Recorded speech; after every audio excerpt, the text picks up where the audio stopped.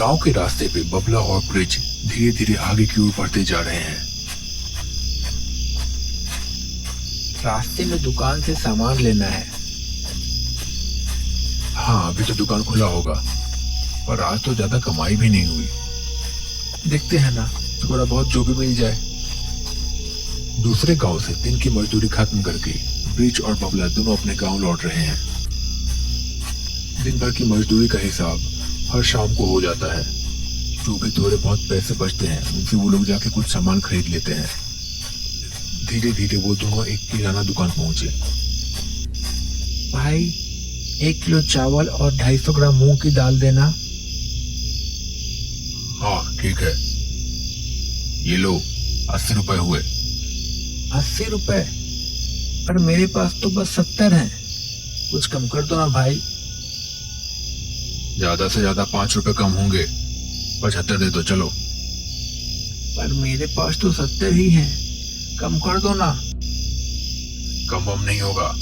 750 ग्राम चावल ले लो, ये लो। चले आते हैं कहाँ कहाँ से। इसके बाद वो दोनों वहां से गांव की ओर चल पड़े।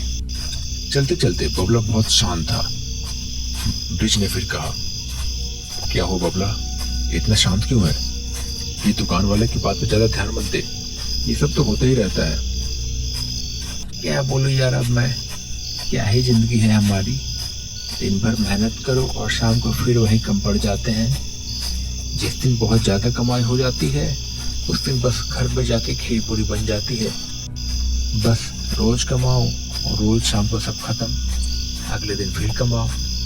इसी भाग दौड़ में लगे हुए हैं। हाँ भाई, लगता है इसी तरह किसी दिन पीस पीस के मर जाएंगे। नहीं भाई, ऐसे तो नहीं मरूंगा मैं कुछ करूंगा, कुछ तो करूंगा मैं। खैर जाने दे, चल जल्दी वरना बारिश आ जाएगी। इसके बाद दोनों अपने अपने घर की ओर चल पड़े। करीब 11 बजे रात को जैसे तैसे छुप छुपा के बबला एक झोपड़ी में पहुंचा। ये झोपड़ी थी गांव की दाई की, पर इस वक्त वहां का रूप रंग कुछ और ही है। यहाँ कई सारे निशान बने हुए हैं और माहौल बड़ा मनहूस सा लग रहा है। दाई ने भी इस वक्त काले कपड़े पहने हुए हैं। बबला दाई के सामने आ गया। चुड़ैल बदला ले रही है शायद, हम अब अगले नहीं बनना चाहते। दोनों डर और घबराहट में कांप गए। बाबा भी परेशान होने लगे। उन्हें भी नहीं पता था कि अब आगे क्या होने वाला है। कुछ तो बात है यहाँ पे, कुछ तो गड़बड़ है। देखो, यहाँ पे ये सब जो निशान है, जो सामान है, ये सब आमतौर पे इस्तेमाल नहीं होता। ये सब काला जादू और तंत्र मंत्र में इस्तेमाल होता है। मुझे लगता है कि उसके चुड़ैल बनने में और दाई माँ की मौत में जरूर न कुछ संबंध है। और यहाँ पे इस सामान का बड़ा हाथ है। ये देखो, उस बच्चे का कपड़ा भी यहीं पड़ा हुआ है। हो ना हो कुछ तो तंत्र कर रही थी वो इसी पे। एक काम करो, जाके एक बार देखो तो जहाँ पे बच्चे को दफनाया था वहां पे वो बच्चा है कि नहीं, या किसी ने छेड़छाड़ तो नहीं की उसकी लाश के साथ। शाम को फिर मिलना बैठक पे। बाबा के कहने पे वो दोनों लोग वहां पे गए और जहाँ पे बच्चे को दफनाया था वो जगह देख के लौटे। बाबा हमने देखा, वहां बच्चे की लाश नहीं थी, किसी ने शायद उसे निकाल लिया है। मतलब मेरा शक सही निकला। जरूर दाई ने कुछ गड़बड़ की थी। बरसात की रात में हवाएं तेज चल रही है। पेड़ बारिश और हवा के बीच बड़े तेज हिल रहे हैं। ऐसा लग रहा है जैसे चिल्ला रहे हो। झोपड़ी के अंदर दाई एक पत्थर के चबूतरे के सामने खड़ी है। सामने कुछ मोमबत्तियां जल रही है। कुछ अजीब से निशान बने हुए हैं और बीचों बीच एक छोटे से बच्चे की लाश पड़ी हुई है। थोड़ी देर में उस बुढ़िया ने उस बच्चे के सिर पे चाकू से वही निशान बना दिया जो नीचे बनाए हुए थे। इसके बाद वो बुढ़िया कुछ मंत्र बड़बड़ाने लगी। काल की रात, यहाँ रोक दो सब कुछ, ये आत्मा मेरे वश में रहे, किसी और की नहीं। इसके बाद बुढ़िया ने अपनी हथेली काटी और थोड़ा सा खून उस बच्चे के सिर पे गिराया। ऐसा करते ही सामने चलती आग और भड़क उठी और कुछ देर के लिए वहां एक परछाई उभरी। एक पल के लिए सब खामोश हो गया था और एक अजीब सी हंसी गूंज पड़ी और फिर अचानक से बंद हो गई। उसके बाद सब कुछ शांत हो गया। फिर बुढ़िया ने कुछ और मंत्र पढ़े और फिर एक अजीब सी शैतानी हंसी के साथ कहा, आत्मा को कैद करो, इस जिस्म के जरिए मेरी शक्ति बढ़ाओ। ऐसा करते ही एक बच्चे की रोने की आवाज गूंज पड़ी और फिर शांत हो गई और कमरे में एक अजीब दुर्गंध फैल गई। पर तभी दूर कहीं से औरत के चीखने की आवाज सुनाई दी। बुढ़िया ने वो आवाज सुनी और अचानक से घबरा गई। हड़बड़ी में उसने बाकी चीजें वहां से साफ की और बच्चे की लाश को जाके झोपड़ी के बाहर थोड़ी दूर पे जाके नीचे दफना दिया। पेड़ और ज्यादा जोर से झूमने लगे। ऐसा लग रहा था जैसे उन्हें समझ में आ गया कि कुछ अनहोनी घटना घट चुकी है। उसे उसके कर्मों की सजा मिल गई, पर मुझे ये नहीं समझ में आ रहा है कि आखिर चुड़ैल ने ताई को मारा कैसे। तंत्र साधना करने से पहले उसे अपने वश में रखने के लिए लोग, ये जो तांत्रिक होते हैं, ये एक रक्षा कवच बनाते हैं। अक्सर तांत्रिक ये काम करते हैं और इसे तोड़ना किसी आत्मा के वश में नहीं होता। पर फिर चुड़ैल ने वो कवच तोड़ के उसे मार कैसे दिया। खैर छोड़ो, चलो हमें वहां जाना होगा। उस बच्चे की लाश को ढूंढ के उसे अच्छे से दफनाना होगा। उसके बाद ही शायद वो शांत होगी, या शायद उसकी लाश को जलाना पड़ेगा, क्योंकि हो सकता है कि तंत्र के बाद उसकी लाश अब पवित्र नहीं बची। वो लोग सब मिलकर दाई के घर की ओर निकल पड़े। आज की रात अमावस की रात थी। आज की रात और ज्यादा काली थी। चारों तरफ मनहूसियत फैली हुई थी। सब खामोश थे, रास्ते पे चुपचाप चले जा रहे थे। जैसे ही वो लोग दाई के घर के पास पहुंचे, तभी अचानक से एक औरत की रोने की आवाज आने लगी। उनको समझ में आ गया कि वो उनके आसपास ही है कहीं पे, पर फिर भी वो लोग उसी रास्ते पे आगे चलते रहे।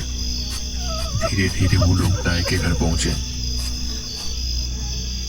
ढूंढो, यहीं आसपास बच्चे का शरीर होगा।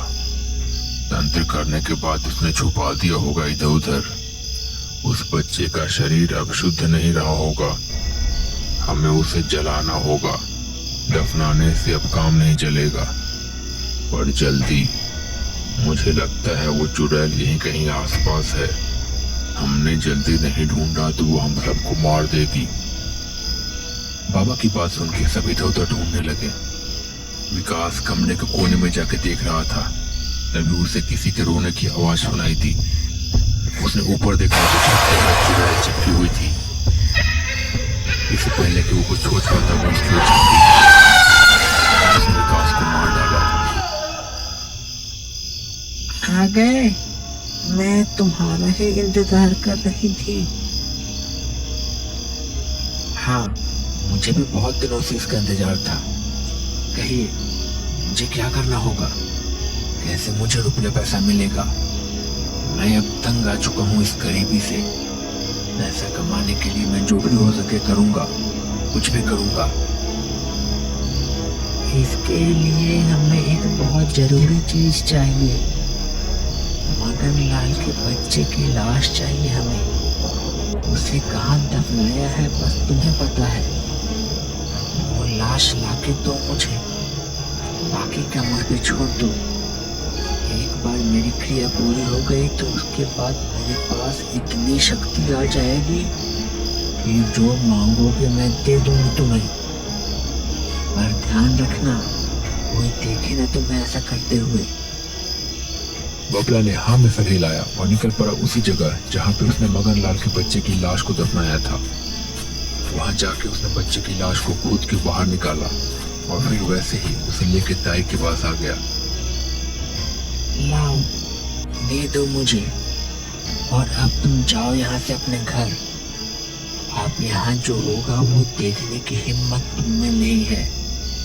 कुछ ऐसी शक्ति आएंगी यहाँ पे जिन्हें बस महसूस करके तुम अपने होश खो दोगे। तुम अब कल सुबह मिलो मुझसे। अच्छा ठीक है, फिर मैं कल शाम को आता हूँ आपसे मिलने, बस काम के बाद। ऐसा कह के बबला वहां से चला गया। रास्ते में लौटते समय वो वही सोच रहा था कि क्या उसने ये गलत किया, पर अब जो हो गया वो तो हो गया। कुछ पाने के लिए कुछ तो करना ही पड़ेगा। अब जो भी किया है सही है।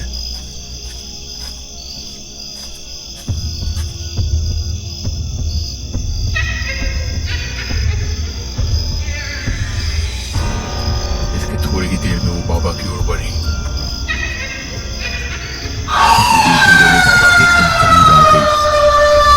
बाबा पे हमला करने वाले थी, पर तभी वो रुक गई। कोई पीछे से बोला, छोड़ दो उन्हें, हमारा बच्चा हमारे पास है और अब मैं अपने बच्चे को मुक्ति दे दूंगा और उसके साथ साथ ही तुम भी मुक्त हो जाओगी। अब आराम करो, तुम शांत हो जाओ।